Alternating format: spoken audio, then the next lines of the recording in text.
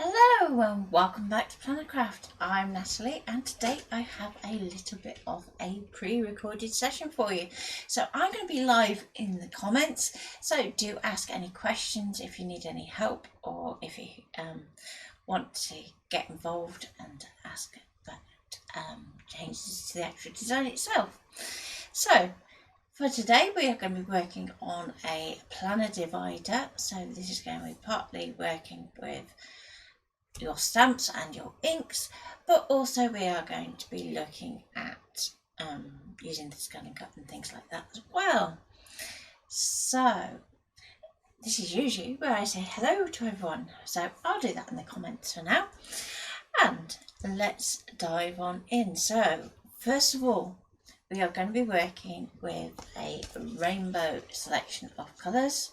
So let's go through what I've got and then you can see if you have something similar, if not exactly the same. So I have Villainous Potion, which is going to be ultra strong, so we're going to want to use a little sparingly. We have Broken China, which is again a nice vibrant colour.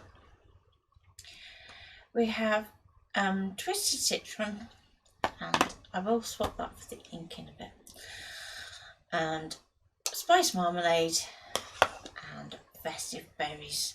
So those are the colours that you need to gather, and you're going to need some stamps. Now the stamps we are going to be using are strip stamps, so you want a solid strip stamp, and if you have a wordy one that you want to use, you can bring that in too. I'm going to show you how we can do that.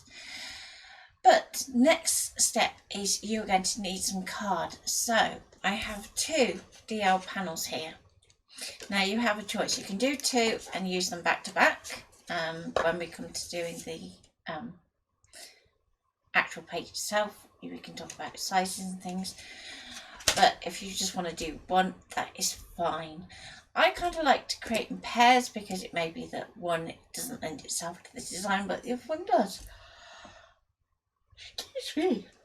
Okay, so next let's pull in the stamps. So bear with me one moment.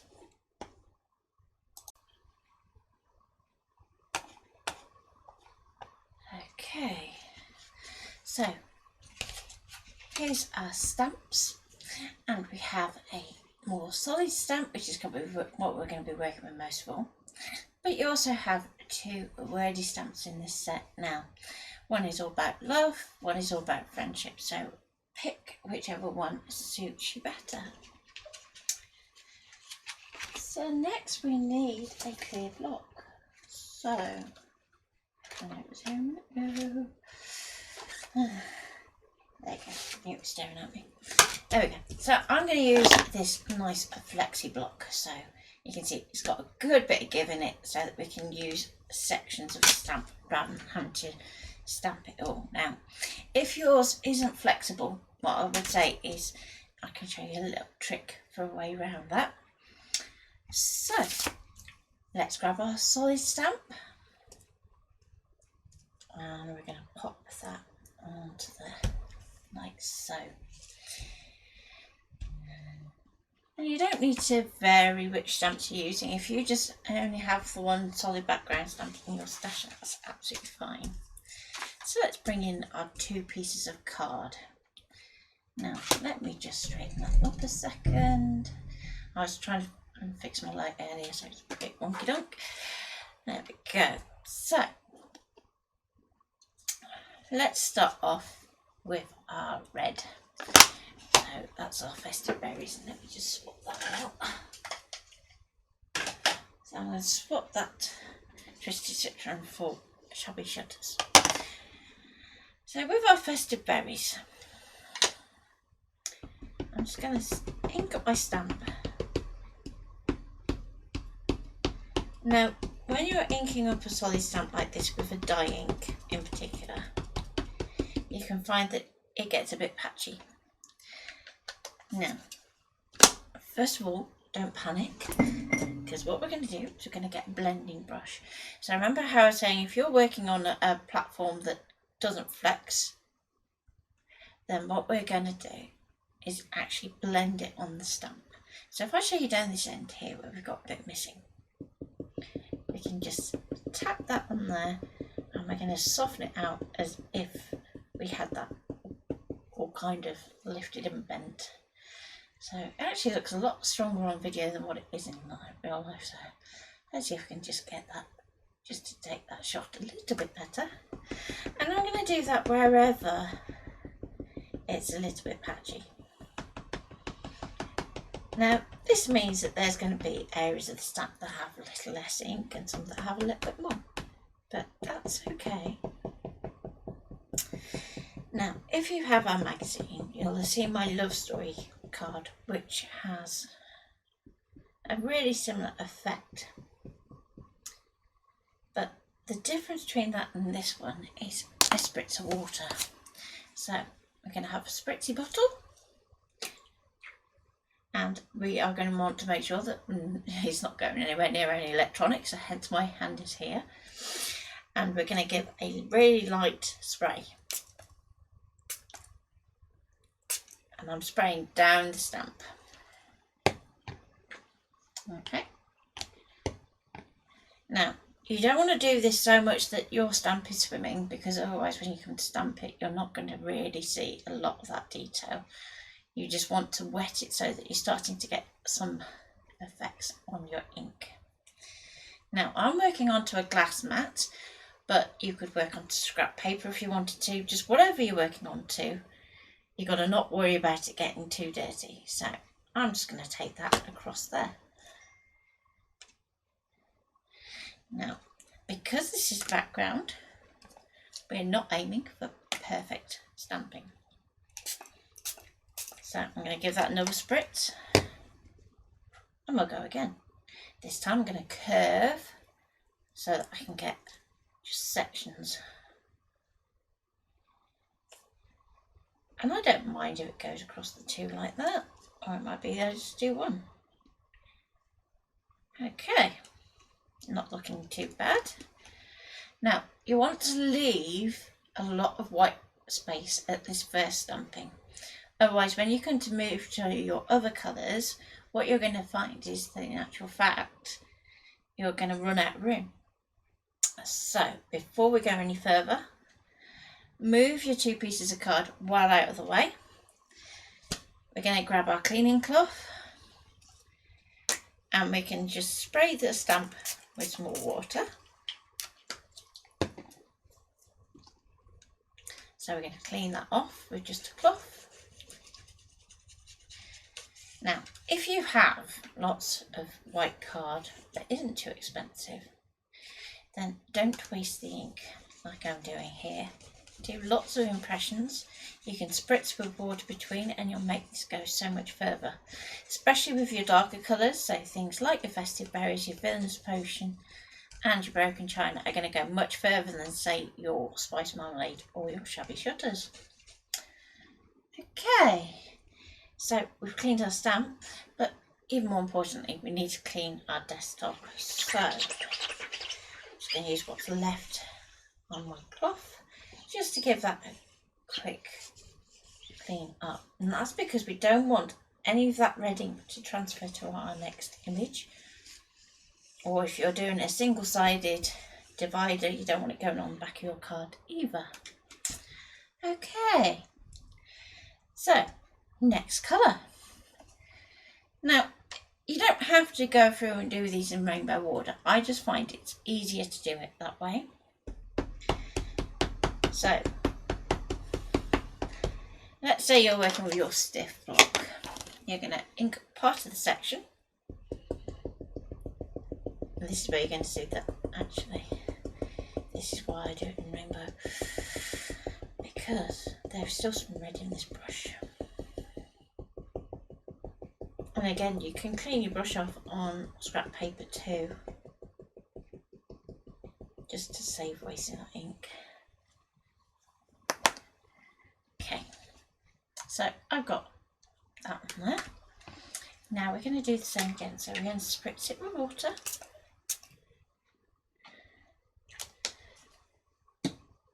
So the less water, the clearer your heart's going to be. the more water, the more subtle they're going to be. Okay, now there's a little bit of water on my desk, so I'm just going to give that a quick clean so it's not accidentally transferring. So back with our card, and let's go here, across there. It's a bit drier than what I want, so it doesn't matter whether you've already stamped it, we can go back with a little more water. So bear in mind that now what we stamp next is going to have that kind of mist section there where we've already done our impression, and it's going to be a little bit unclear because of that water. Okay, so let's say you're flexing it, and you can see with our cling map that it's starting to unpeel at these ends. When I cut my stamp, I actually cut it so that I had a little extra either end. And the reason I do that, and I'm just going to clean up this end here because otherwise I'm going to get really inky fingers, is I can actually hold that and hold that side, and then I can get a lot more flex in there as to where I want to go. So let's go there. A little bit more down the bottom, a bit at the top, and that is it. And again, go and do that onto some scrap paper. Do as I say, not as I do, because I am doing this for video, so it's a little bit more time sensitive because as we're recording videos are huge files, and the one thing I'm not good at doing is having nice clear space on my hard drive. I have duplicates of duplicates of duplicates, so I think it comes from having lost everything when I was at uni in terms of data. It wasn't good. Dissertation. There you go. So there we go.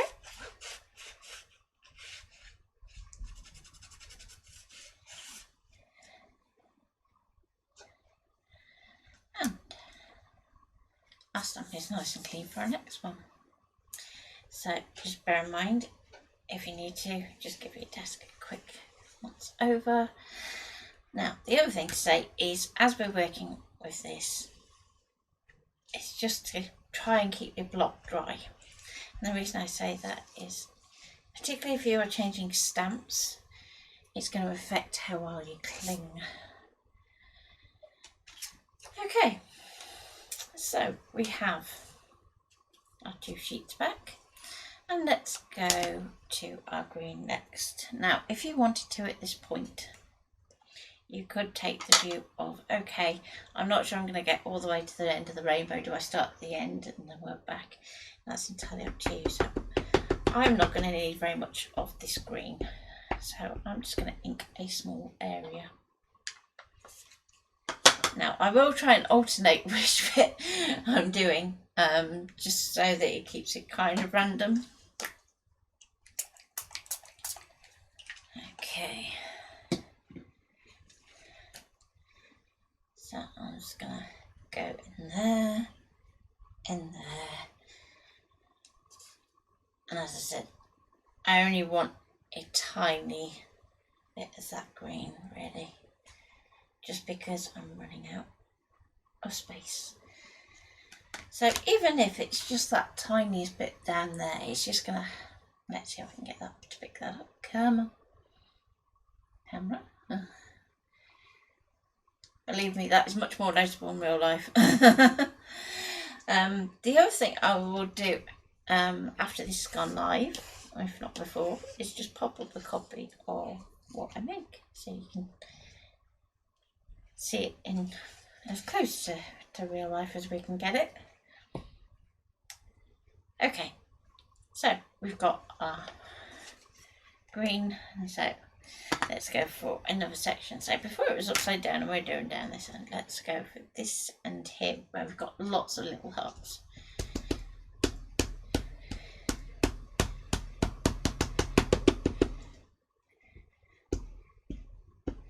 So if by this point you're finding that the images that you're stamping aren't too clear as to what it is in the background, then you can start to lighten up on your use of water so that it really starts to show.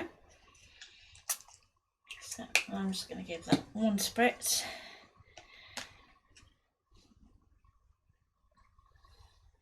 Just going to line that up there, and I'm going to go aim for that. Okay, so now I can do another spritz just to kind of finish off that ink. So let's go there, and I tend to use my fingers like a guide, so I'll look where my ink is and I'll try and line my finger up to it, and then I know that when I'm bending where my focus point is going to be, so I'm going to go there. So not too bad. I actually much prefer the colours it is on screen. That's quite funky. I might have to try that swapping for the new red, because that's a bit cooler. But okay, rainbows are really fun to experiment with your colours. So if you've got lots of one particular ink type, then use that and just vary your shades of your rainbow. Okay, so now we're on to our last colour, and we're going to go to the Villainous Potion. So far everything we've done is in a colour, and it's all been ink. Now if you only have oxides, then you can still do all this same process, but what you're going to find is that your layers of stamping are going to build up slightly differently. So where your colours overlap with your distress ink, you're going to find that they're going to start kind of mixing and layering. If that was an oxide, because we're adding that spray of water, you're going to find that it's much more masking of the layers underneath rather than letting them pop through. Okay, so I'm going to pop that finger there again so I know which end. I'm going to pop my fingers of my left hand on that edge so I can manipulate and guide. I'm going to use a little bit there, a little bit there, and let's go pop these two together and go there, that, and a little bit there. There we go. So we've got our really fun background, and the whole point of this is that it is to be bright and bold and fun, which is why we want to make sure that our colours don't cross-contaminate, or otherwise all we'll get is mud, and we don't want mud. Now, normally at this point, when I'm saying about keeping your colours vivid, I'll say don't use black, because usually as soon as you use black, it just tends to deaden the colour. However, on this one occasion, what I'm going to say is you can use black, but you're going to want to create like a white border around it. So it could be that you're using a black sentiment that you've die cut, and you've got a shadow layer, or use your scan and cut to create an offset for it, which is nice and easy, and I'm sure I've done that in several videos already. You to be able to learn that one. But if you're going to do a stamped sentiment, then you can just really easily go around with a white gel pen. Don't try and overcomplicate. So with my Loud and Proud card that I did, I actually had it so that the text kind of overlapped. But I think this time I'm going to do it a little bit different, so that I'm actually staying within the bounds of my DL space for now. The reason being that I want to show you a few different ways of how we can lay these out. So it's much easier at this stage to kind of keep that text as simple as possible. So I did say I was going to very quickly say about using word strips. So if you want to use word strips, there's a couple of ways you could do it. You could use them in the same way that I've just been doing, where you've inked it up and spritzed it and then bend and stamp, so that you just get parts of the strip. But you could also stamp this onto another piece of paper. So let's do that really quickly. And it gives these time to dry while we're waiting. So let's grab another DL card. Now this DL card is particularly thick. So that means that our wood elements that we cut out are going to be nice and strong too, which can be really good. Now, with our word strips, what I tend to do is I tend to cut them apart, and I actually have a little jar that I keep them in. So let me see if I can just pop that into shot. So here we go. Here's my word jar. So basically, whenever I create a project that has word strips in, any excess, I'm going to cut into the little words and I can pop them in my jar. Then when I come to do art journaling, paper journaling, or even some card designs, I can just pop open my bottle and I can usually find the right words in the right colours to go in. So, given our colours, what I'm actually going to do is, rather than use the ink, I'm going to go to the oxide of this potion. So let's ink this one up.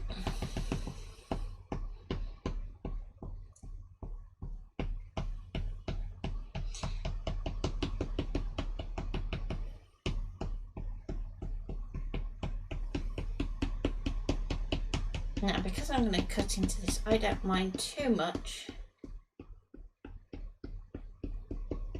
if it goes on the edges.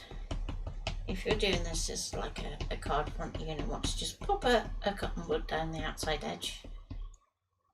Okay, it's not too bad. So long as it's legible, I'm going to just offer that up to the card. Down we go, give it a good press, and hopefully we'll be alright. There we go. So there's our first strip. Okay. So again, we can clean that up with just water or damp cloth. So first of all, let's just get most of it off.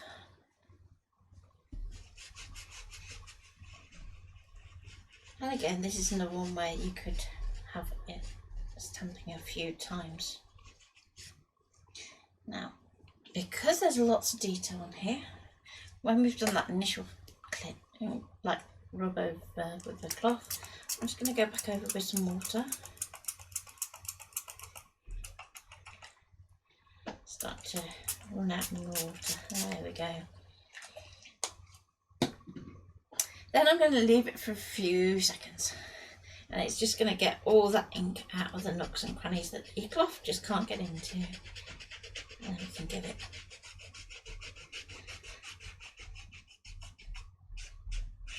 good clean, like so. Okay, so let's do our friendship one. So I'm going to clear off my stamp, then dry my platform.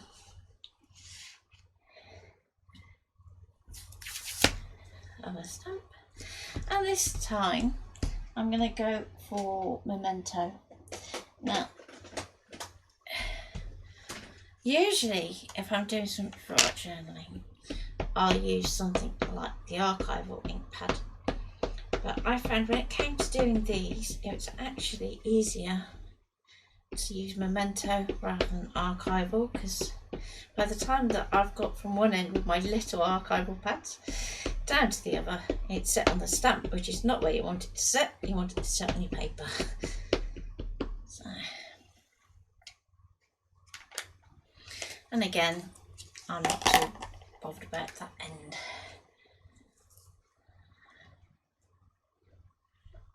level up my stamp close enough and give it a good rub down. So you always want to have one hand on your stamp so that you're not smudging it.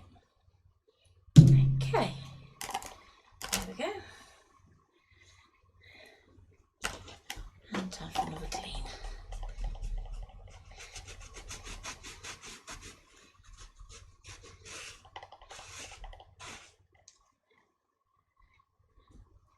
Okay, so then we can cut into our strips, pulling out individual words.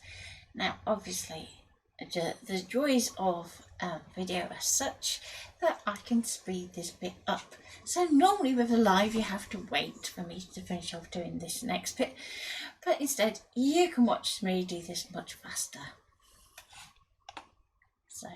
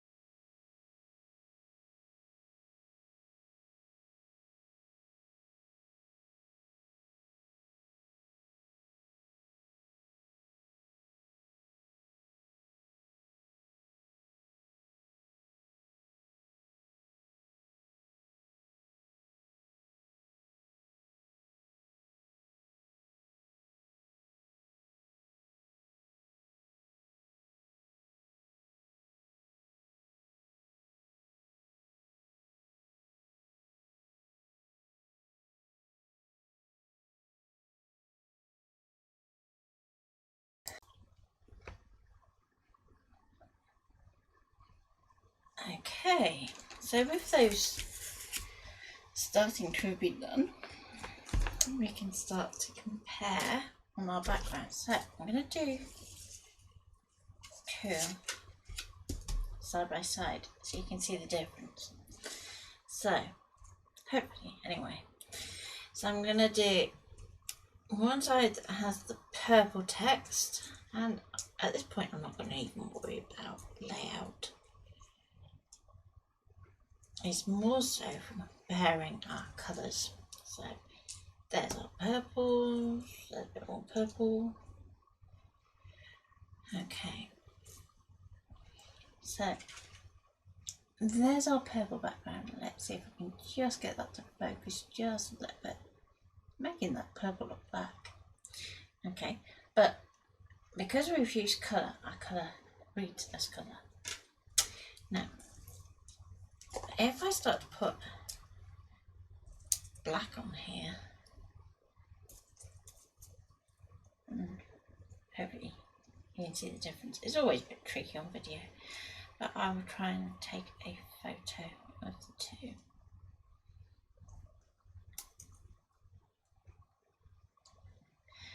The colour in this one starts to look a little washed out or a bit dull, and that's because what our eyes are actually doing is, because we've got that black there, it's picking up the more of the black tone that's in our colour itself.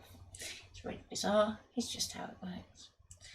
So whereas people say, oh, I'll put black on it, it makes it pop, no, it makes the contrast pop, but it doesn't necessarily make it colour pop. There's a huge difference there. So this is a good exercise for you to decide which look you prefer, whether you want to go for the bright and punchy, or whether you want to go for that more tonal look that's going to feel a bit more muted but also a bit more mature. So if you are sending this to, say, an older friend, or someone that tends to like that more muted end of the colour palette, isn't all that vibrant and colour going, then you would go for the black. If, however, you want to go bright and colourful and zingy for a teenager, then go for the purple. Really is that kind of choice. So, with that in mind, we can go, okay, so we can see here that our purple text is going to kind of dance, whereas our black text is going to be more dependable. Next thing you want to decide is how big a sentiment you want to put on it. If you want to do something random with all the words in the background like this, that is absolutely fine to do. And I'm actually thinking that looks really funky. But I also want to include the loud and proud. So we may as well use the very text after which we've called the project. So all I need to do is find my load of proud stamp. She says, why is there always one stamp that goes, no, I'm going to go and hide? And it's always the one you want. It's really random. Okay, so maybe we're not going to go loud and proud. So we have a couple of other sentiments, but the one that I think is going to look really good, and I will find that other stamp. It's probably hiding on my heat press, which is where things tend to like hiding at the moment. Is we're going to still use that same flexible block, but we're not going to use its flexible properties at this time. So we're going to take the same approach with inks, even though they're darker colours. So we're going to do our colour stamping first and our black stamping second, so that we're not contaminating that ink. We're going to go to the Distress Oxide as opposed to the ink, because we want to get full impression. And we're going to go all the way over our text. Now, if you're inking like this, so in other words your pad is parallel to your text, sometimes you can start to get a bit of a ombre effect, or you might get lines. So just to make it a little bit better, I tend to twist the ink pad so it's diamond formation. That means that our colours can kind of get on that stamp a little bit better. And I would rather over ink the raised section of my stamp than have not enough. And the bolder the stamp, the harder it is to get that nice even inking, and the more ink you're going to need to apply. Now, as I said before, because we are stamping direct onto our project, and this time it's important that we keep our text nice and clean, let's just get our cup more wood, and we're just going to take that down from there.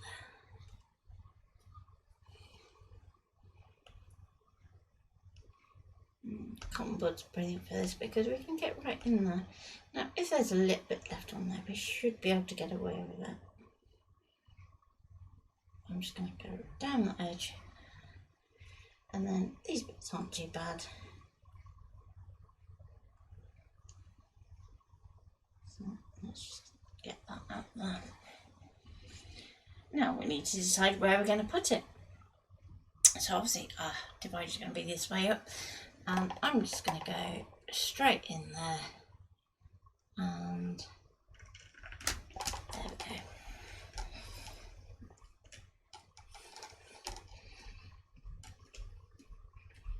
Try not to press too close to the edges, especially if you've got any ink on the edges.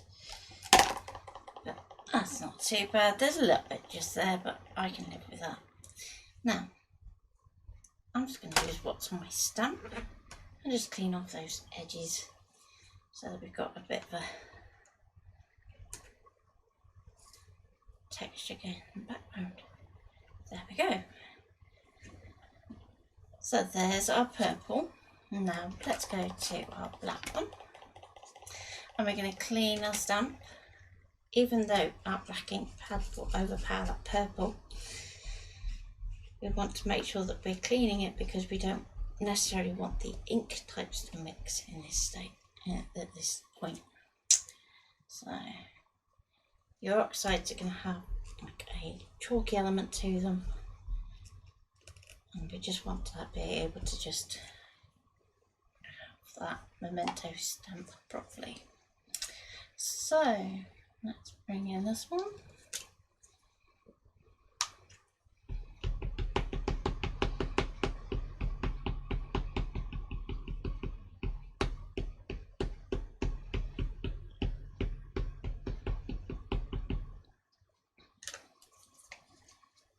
Okay.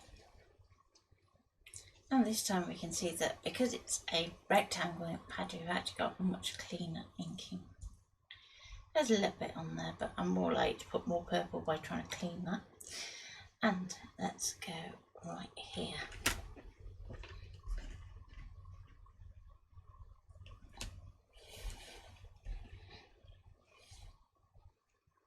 There we go. Celebrate who you are.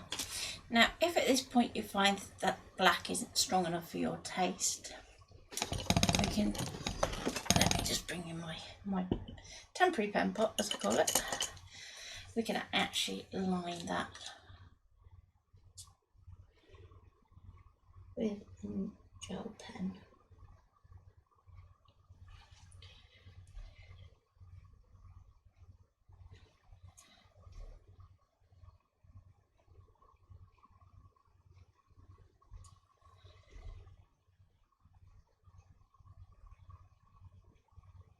So it's a good idea to do this whenever there's something that is particularly bold.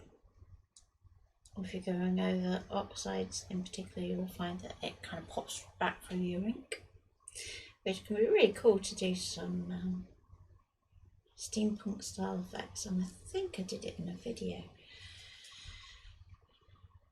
But I might do that as we go through.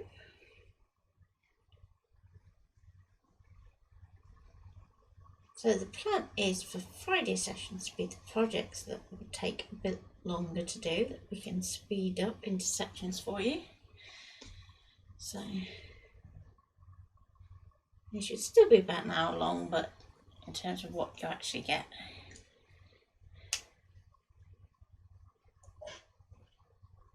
Okay, so there's my R. And you might decide at this point, actually, you know, just to make everything kind of pop out evenly and make those any sort of inking recede, we're going to just strengthen the paler areas of that text. So you don't have to do all of it, especially if you've stamped over colour like we have here. There's going to be bits that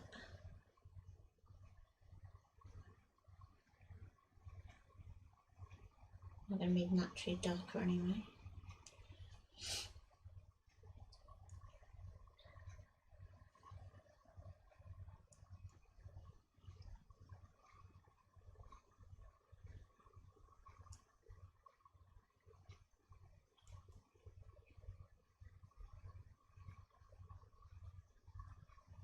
So when we've gone totally onto white, I'm probably going to want to do just a little bit more. And the good news is that with this particular stamp, it's got kind of a distressed effect to it anyway, so you can get away with so much more. But then when we get onto the Who You, it's a bit more formal, so you kind of need to have a bit of a steadier hand, which is probably why I will go and mess this up, but we'll try best. So your thicker strokes are usually your down strokes, and those are the ones that you really want to go back over. So even if you don't go back over your up strokes, focus camera, come on, focus, there we go. Even if you don't go over your up strokes, you can find that just doing those down strokes is going to make a really big difference to legibility. Now, you don't need a fancy pen to do this. I'm just doing it with a uniball eye.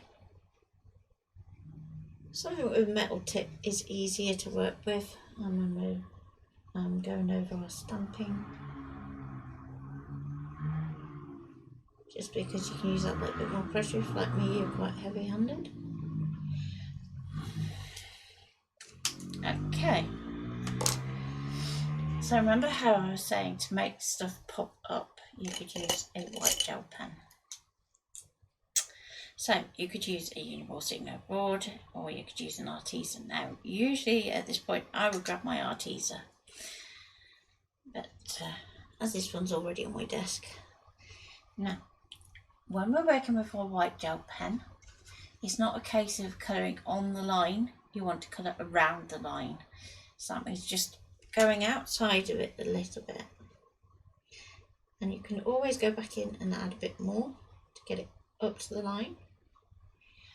But you want to be really kind of light-handed so that you get a nice smooth line. So again, focus, there we go. Camera, focus camera. And you can see instead of that blue now going up to that right hand edge of the R, we've got border, and that's just going to help it pop. And we're going to do that all the way around that R. Now, the Who You would be a bit more tricky to do. That's not to say you couldn't do it, but you would want to be well practiced. But just doing that R like that, I'm just going to do this little bit here. And you don't need to go around the whole letter, it's just literally where it's going over that block of colour. The other option is, let's say this red section here had been entirely underneath that Who You. You could actually do that inking step with a white pen. The Arteza ones in particular have a really fine point included, which is the 0.6, so that you could do those upstrokes as well. Okay, so now that we've done that, we can go ahead and decide which words, if we want to include words. So I think they look really funky on there, and I quite liked how they were looking, so I'm going to go this one. So we've got lots of Friends ones in our black inking, because we did the friendship for that one. So be a bit harsh calling in a flatmate.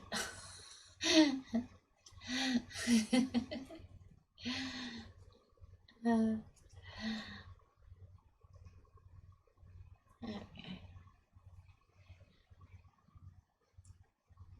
So let's say we've done that on that one, and let's choose some ones for over here. So we've got Treasure.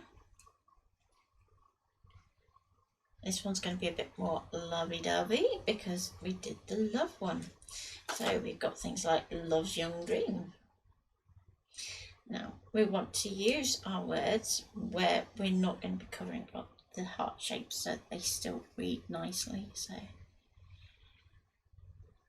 we can rejig as needed. So I've noticed my style is starting to change. Have you? Could it be that you're getting into a new craft? There we go. So I quite like those. Now, because we're going to be laminating these, and it's with a hot laminator, we are going to want to use a wet glue. So, because if we use tape, not all tapes are heat stable. So there are some that you can use heat with, which are your red liner tape. I think blue liner tape will be heat safe too, but your average double-sided is just going to turn into sticky goo, which we don't want. So what I would say is, if you are going to be working on distress ink like we are here, and you're going to be working with wet glue, less is more. So you're going to want to just have a couple of dots, because to be honest, they're going to be there just to hold those in position before we do our lamination, but also when we're doing our doodling in a minute. Okay, so with this one being a bit bigger, I'll do a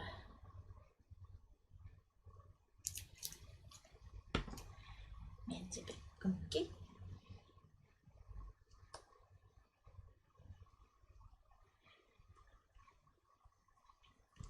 Okay, so always interesting to hear how you got into crafting. Stories are brilliant.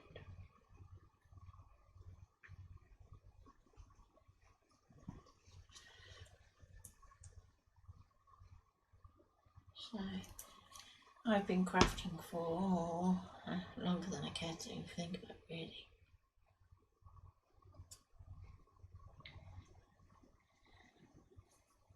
Okay, just there. So you can see I'm really only using the tiniest amount of glue. Also has the benefit of drying quicker. So those are all done. I'm going to set that to one side to dry, and let's stick the other one.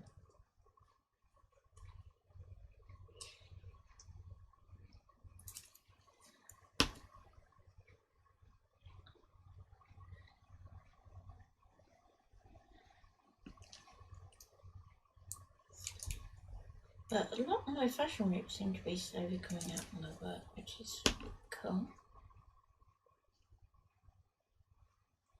I think I'm kind of getting to that age where I'm like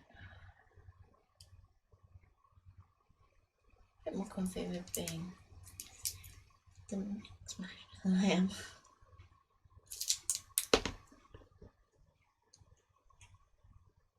Lots of influences. I didn't have a normal route through art and design, kind of hopped across.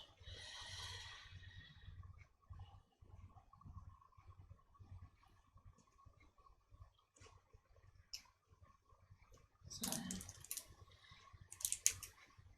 one of my New Year's resolutions or targets is to actually get back to doing some of the things I was doing when I started college.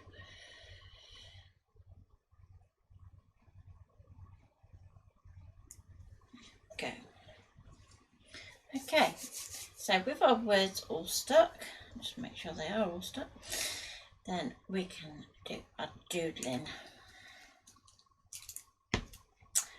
So I can grab my black pen back.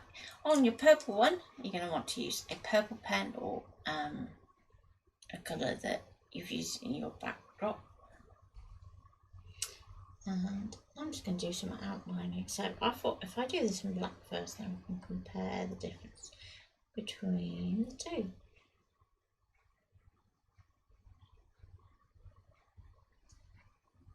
So let's do some doodling. Now, if you can see that there's an area that has white glue, just try and avoid it with your pen, because otherwise it clogs up your pen, and we don't want that.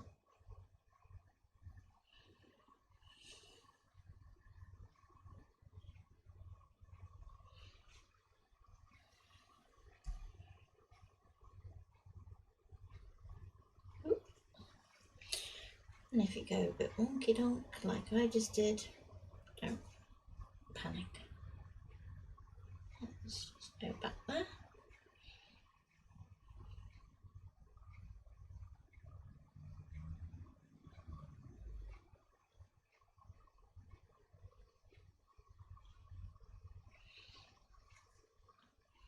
And I think with this one I'm just going to take that way. And let's join it up so that we've got a bit of an extra shadow there too. You don't have to do the same doodle on all of them.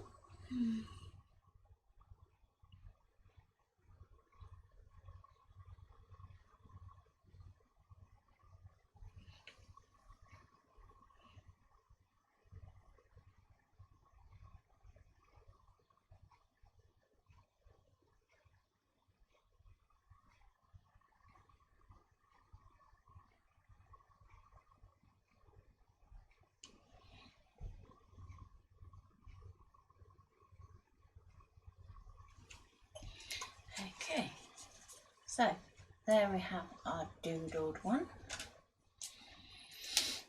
and here's the one without the doodling, so we can compare which look you prefer. So there is no right answers. You can pick whichever one you want to go, whether you want to go with the extra doodling and drawing, or you can just leave it stamped as is. So just before I go too much further, just let that have time to set and everything, very quickly clean my stamp, and in the comments just let me know if you have any questions so far. So all the stamps I'm using are from Chocolate Baroque, who I am on their DT. I'm really lucky and privileged to be on their DT.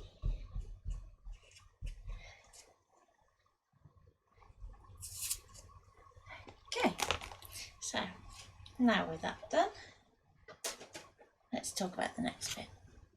So if you have a personal size planner, then you are probably just going to want to go back to back, run through laminator, punch hole, job done.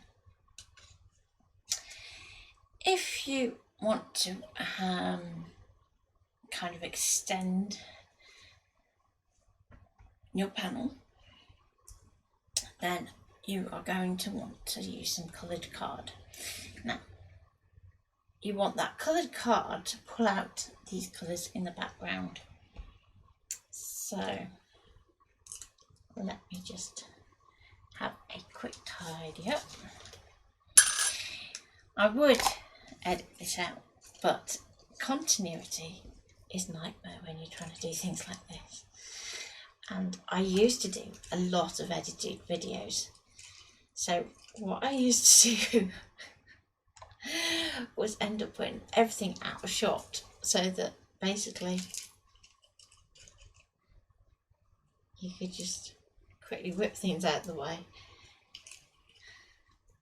do a cut, and then restart it where things are magically all gone off the desk.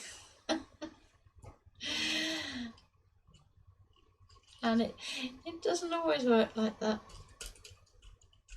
Okay, there we go. So we'll cut out the rest of the strip. There you go. So that would be a cut point. So what I'm going to do is very quickly get one of my card swatches. So this is to just give you an idea. And what you would do is you would fan that out so that you get as many of your colours that you can see as possible, preferably all of them, but with bigger swatches it's a bit more difficult. If you're good at playing cards, this is the time to shine. So we've got our colours kind of fanned out. Now, as you're looking at the video screen, as opposed to what I'm seeing in real life, there are going to be colours that jump out at you that go, yes, that matches.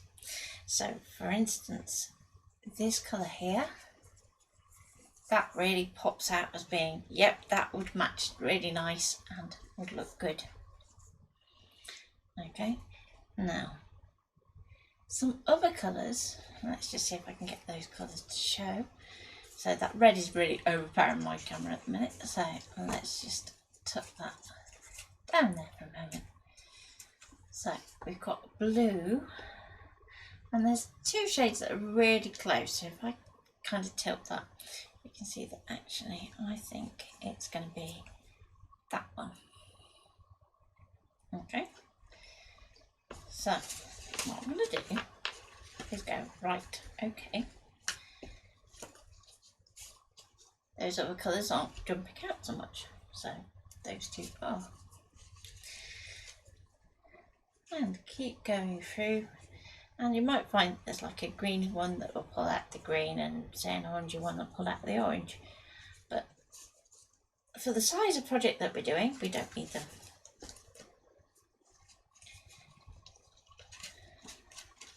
So let's have these two colours here.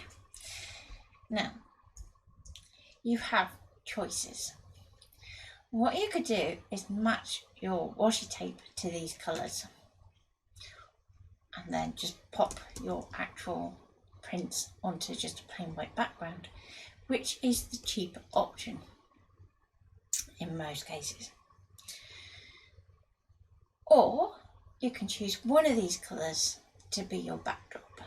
So the way I tend to do that is I would offer it up to the card and see whether I think that's actually going to add anything to it.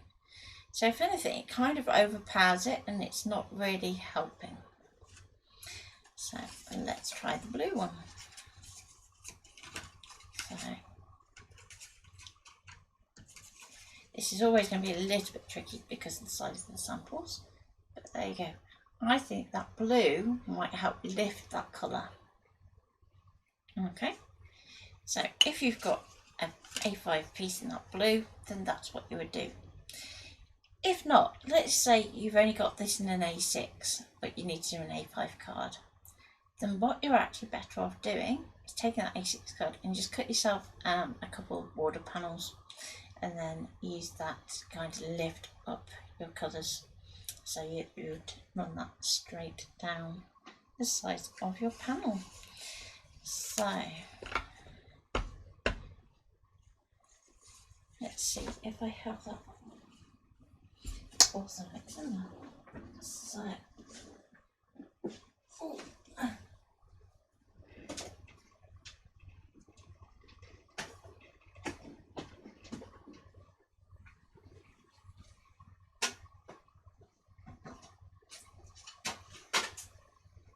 going to go into our blue section.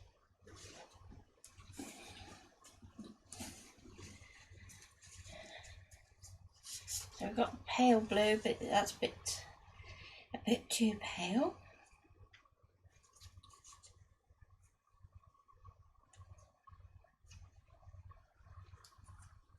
I think that blue is going to be too dark.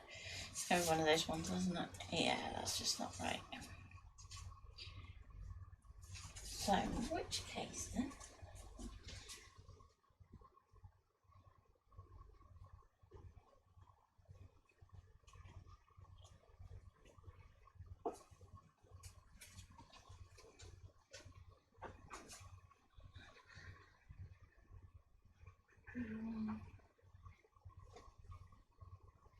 Want something a little bit. Oh, don't drop stuff on the floor. It's not a good idea.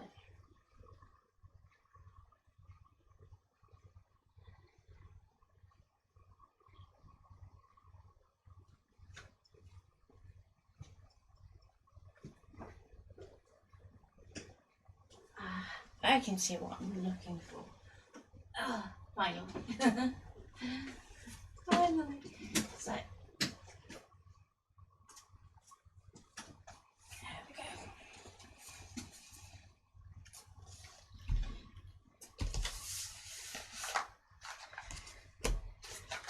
If you have the funds to swatch all your cards, then do it. It helps. So I'm going to go for a blue colour. Blue. That's still a bit too greeny. I've got a feeling I used to use too much blue. Okay. So let's repeat the same exercise again. Because I'm going to go for A5 normal to an A5 rider, I am just going to skip all the cards that have chunks out of them. So, there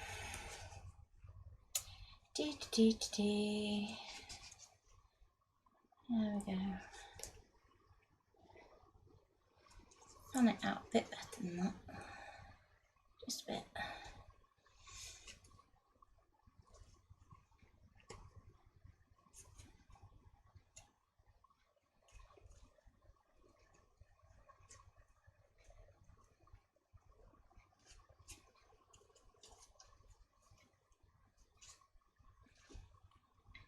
Okay. So you notice I'm kind of making sure I get all the limey greens in there too. So let's do the same exercise again. Which one kind of jumps out now as matching?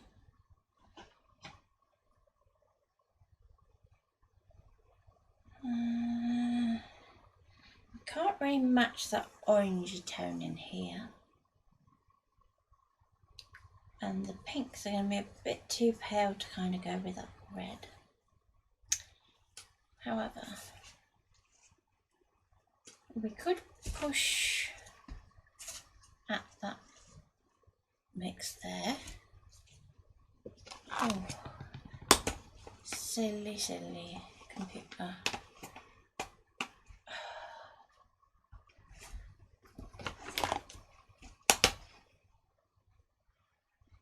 It's not supposed to be able to do that. Went on standby. That's not good. So that's one option. That green is too green. That is almost too lime, but I'll keep it there just in case. That colour would match better. Okay. And purple wise.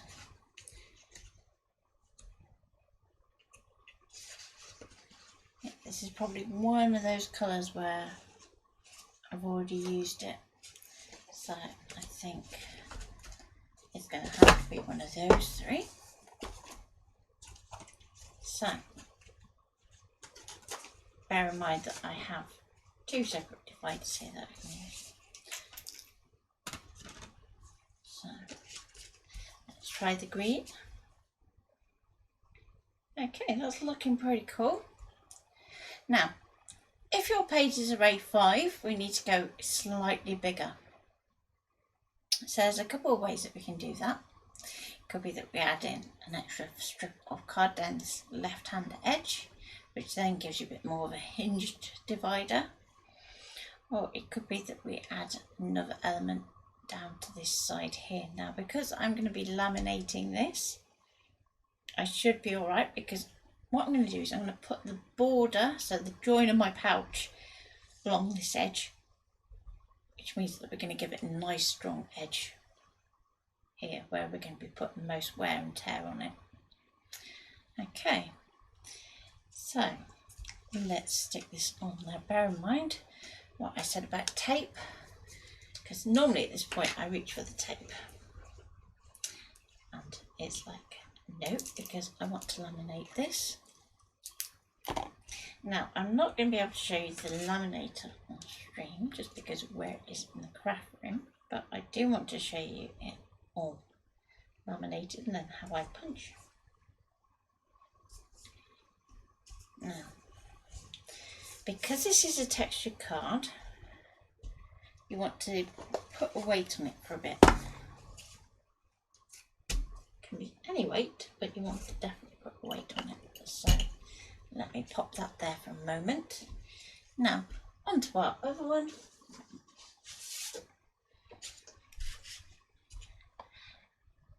And let's say you've got a personal style. So that's the kind of slimline one. Then you can use your card a little bit differently. So this time what I'm going to do is I'm going to stick my panel over to the left hand edge.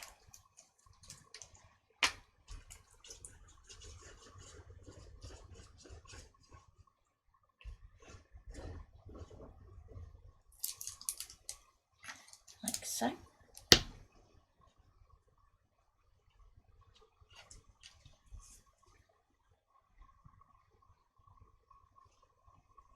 In many ways I prefer working with white glue because we've got that bit of wiggle room.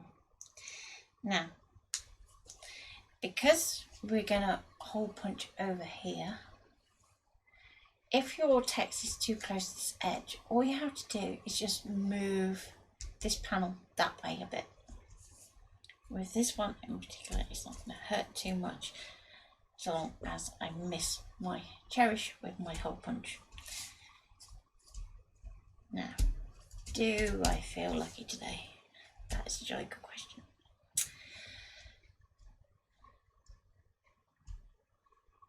So, while that's sticking, we're going to need a trimmer. Now, you may be thinking, well, I haven't got a fancy trimmer. I can't do things like that without going to the scan and cut. If you're going to use a scan and cut for this, work with an A4 piece of card for starters, because you can't go edge to edge when you're scan and cut. It's just not a good idea. So I'm going to pull this back from the edge. So if you look here where my panel lines up, so I'm going to line it up. This is going to be useful to give yourself a reference point if you're doing lots of these. I'm going to try and line it up so the edge of this panel here lines up this first square here. And just trim. Okay. Keep that spare piece to one side because it might be that you might want to use that to label your divider or so forth. Now, if you have a kind of notch punch, so it could be that you've got a tag punch board, it could be that you've got a gift box punch board, it could be that you just have a hand punch, you know, the kind of squeezy kind, or even the push button kind. Then we can use that to notch where our tab is. So I'm going to line it up and punch. And I'm going to line it up again, so where this goes here, when it touches back to that wall, I'm going to go to the same mark again, so that 1/2 inch mark, and punch again.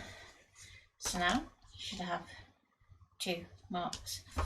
Now if you have a blade trimmer, then what you can do is just go up to those cut lines. If on the other hand you have a guillotine, it can be a little bit more tricky, but not impossible. So let's have a trimmer. And we're going to go in here, trim that one. So we're just literally just going to go up to where we feel that kind of pressure releases, and so that tells us that we've cut that first section. Then we can flip it over, line it up, so that we're going to line up our top end here with our metal bar, so that should be flush. So then we know that we're cutting to the same place.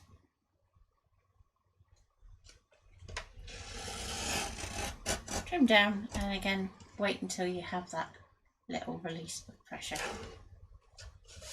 And we have our tab. Ta-da!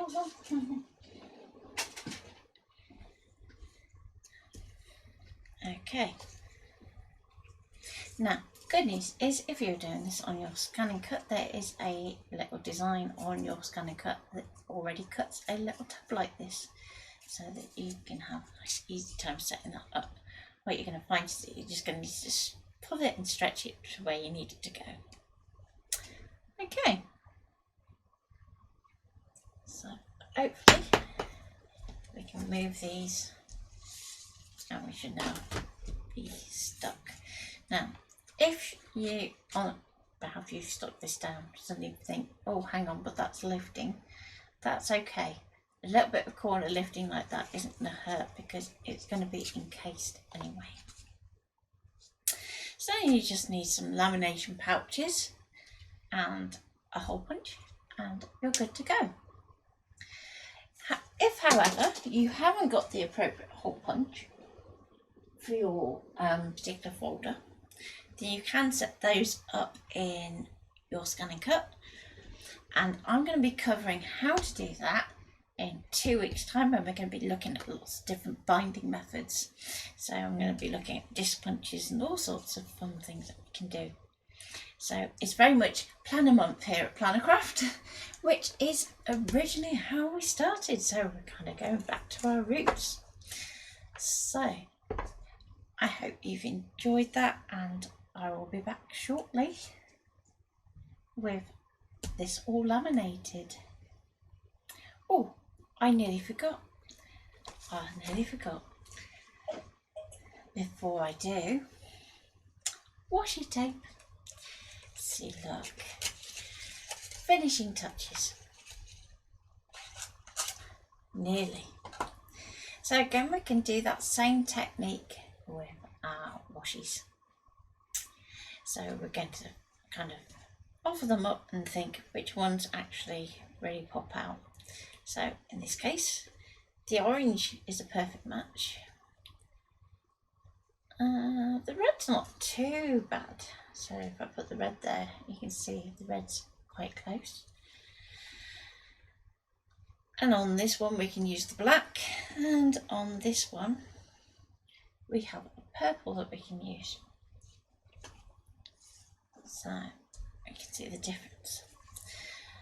So what I did with the original Loud and Proud card, which hopefully I'm going to include a screenshot of, is I had this acting like ticker tape. So it was going at an angle, and try and keep it so that it goes in a straight angle all the way down the card. So if you get a little kink, just lift it up and just stick that back down. Okay. Good news is washi tape will tear. Now, where I did one going one way, I'm going to then do one going the other way, like so.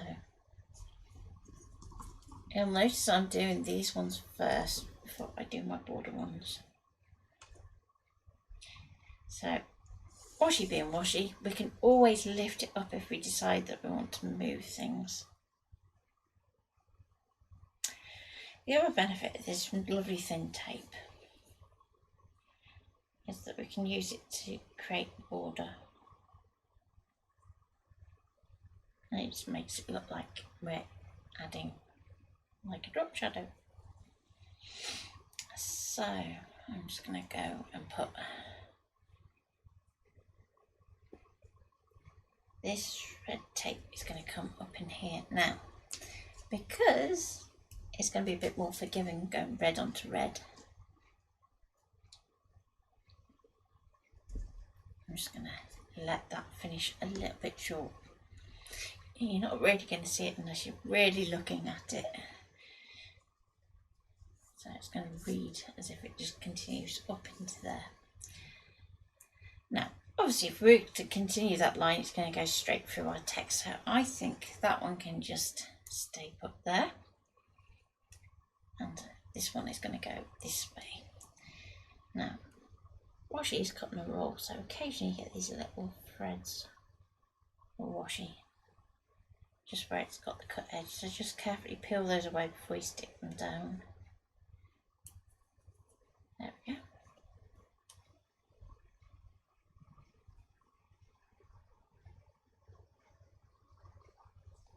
So I'm going to take that up there.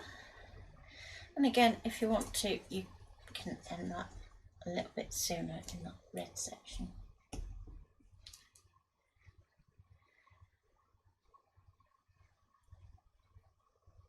Okay. So,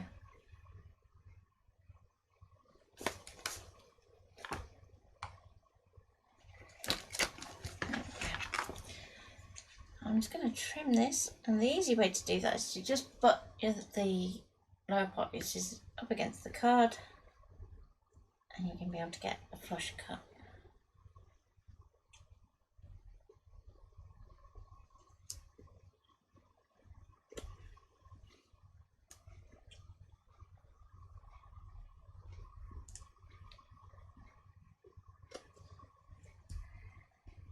Okay.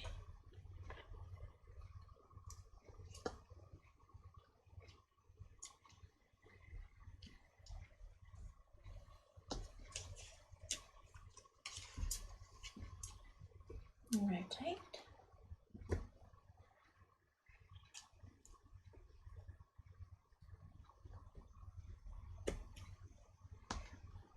Okay. Now,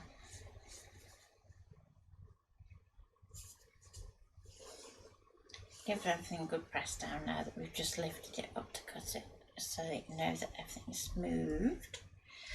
Then we can go around with some black to do our border. Now, this being a 2mm tape can be a little bit difficult sometimes to find the end. Okay, there we go.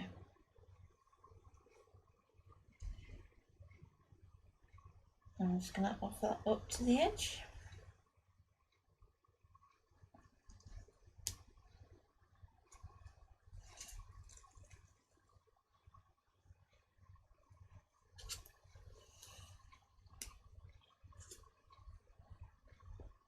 Okay.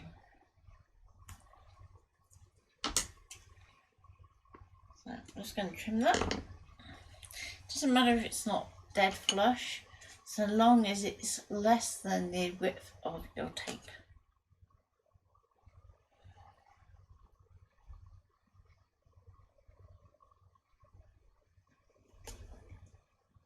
Match up the corner.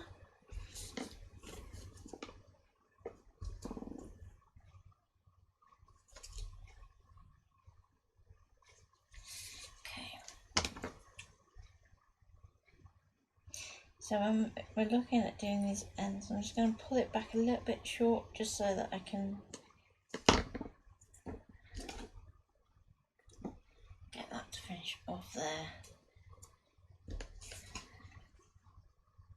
And you may decide that that's all that you need, just that extra drop shadow. Which I think looks quite funky. Or you might decide that you want to carry on round. So, decisions.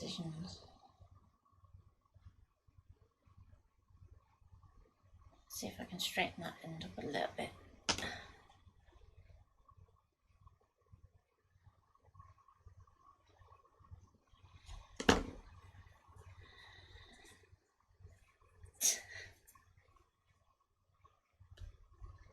Stick into my finger. There we go.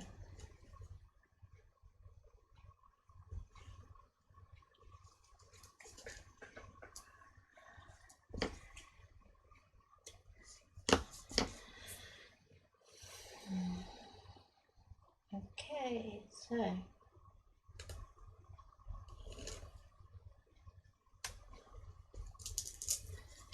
if you would like this particular divider, then I'm sure we could do a giveaway.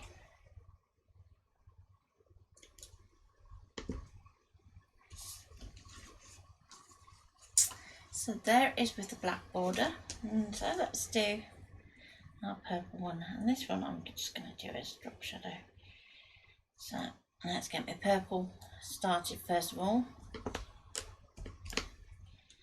and if there's a bit bent at the end because we've done a previous tear or something, just try and cut it off level so that we've got a nice straight bit to work with. I'm going to pull that back short actually, so it's kind of like an offset drop shadow.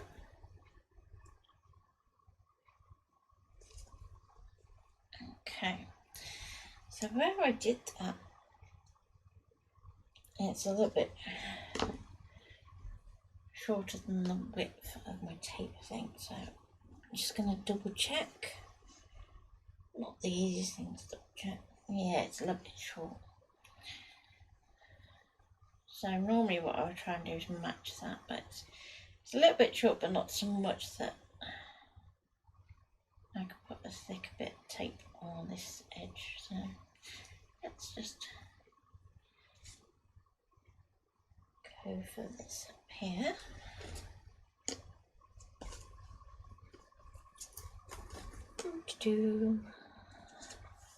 Like so.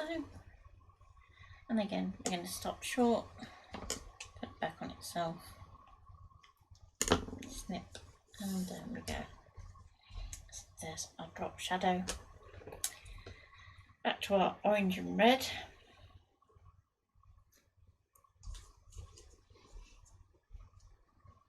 Again, I'm just going to trim that so it's just that little bit neater.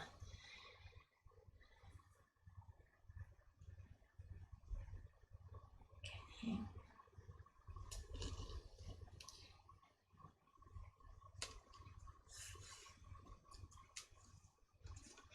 Now this is a little bit trickier. So sometimes it's easy to do this bit before you do the sticking. So I'm just going to curl this up.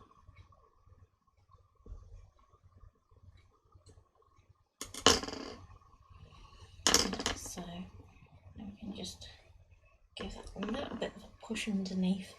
So because our glue doesn't go to the edges, we can get away with a little bit more. Okay.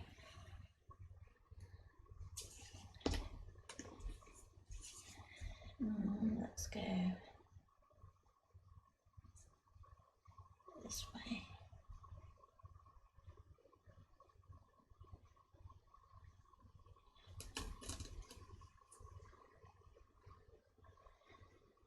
Okay, so here we're going to be going up against the word, so I'm just going to use my nail.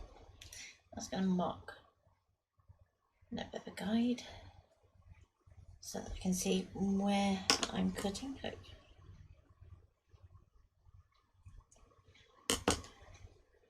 Just get rid of that little bit of tape.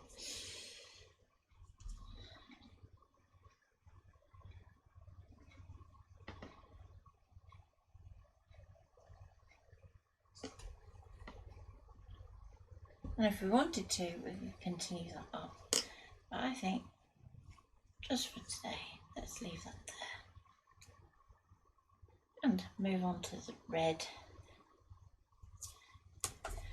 The whole point of this is, to my mind, it was supposed to be like streamers. So if you think about, carnivals and parades, ticker tape sort of thing. Okay.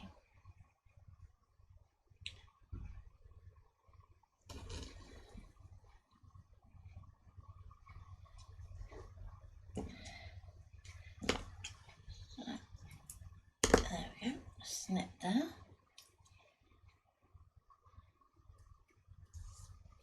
And we can go and do just a little bit down here just to make that match.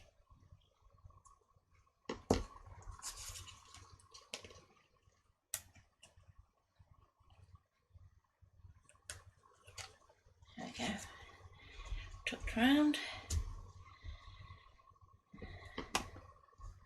So you can decide then if you want to do the doodling or not.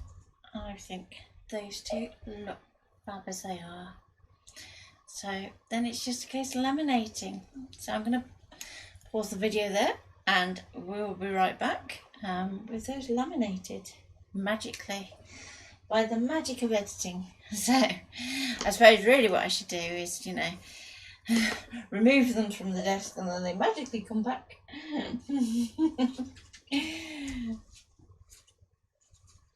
It's been a while since I've had to do that. I'm not the biggest fan of video editing. That's why I get into it. So, take care and I'll see you on the other side laminating. 3, 2, 1.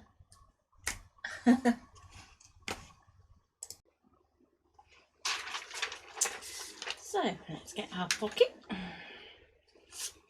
And let's go for that one to go in there. Natural fact, let's change that round because I'm thinking leading edge and all that. Let's go the other way around. And you want to make sure that you're in the middle or as close to as you can get. And to make up for the rest of the excess, let's go and put that one in next.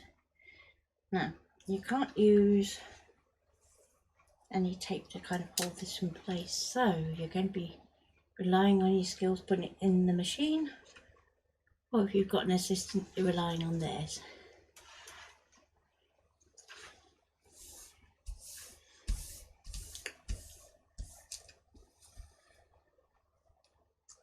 Okay, are we good to go?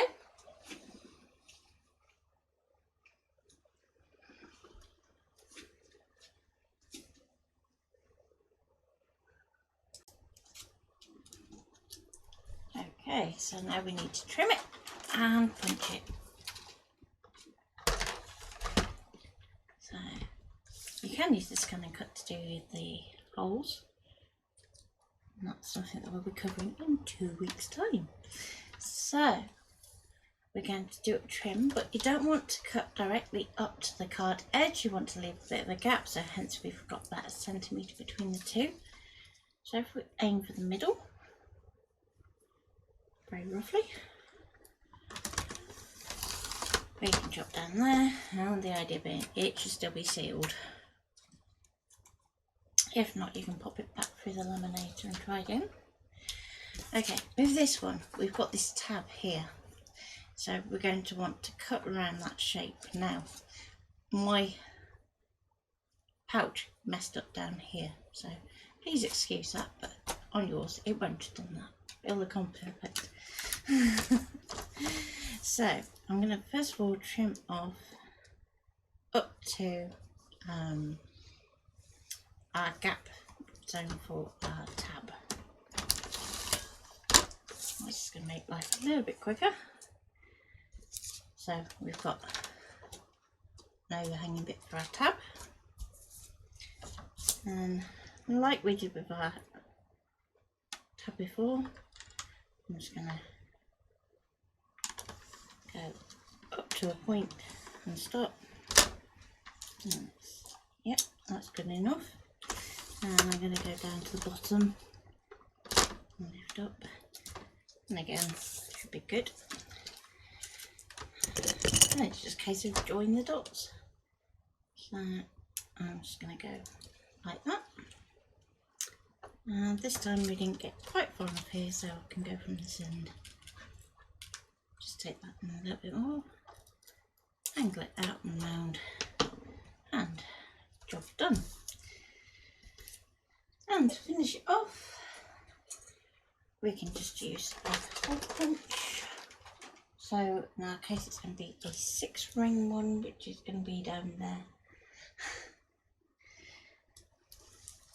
So let's pause that for a moment.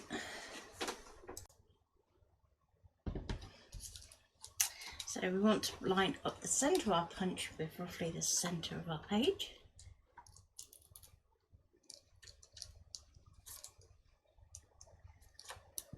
You know, those maps where you think that really doesn't look level. Always double check, just in case anything weird's happened.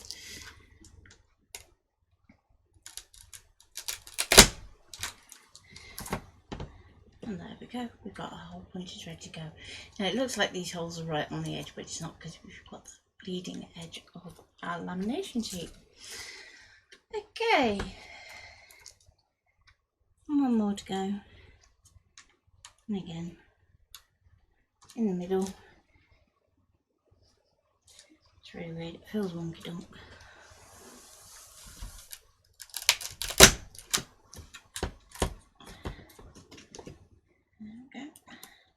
Pop out any extra bits that don't quite make it through. So if the back bit hasn't quite punched through, just push it through to the front, and then we can use the cut edge at the front to actually punch that through. And ta-da! So we have our two dividers. So I hope you've enjoyed that video. And I look forward to seeing you on Wednesday when we will be finishing off our mini folio project. The files are up on the group if you want to download them so that you can craft along. And we will be using print cut on Wednesday so that you can see how we use it. So have a great weekend and I'll see you next week. Bye for now.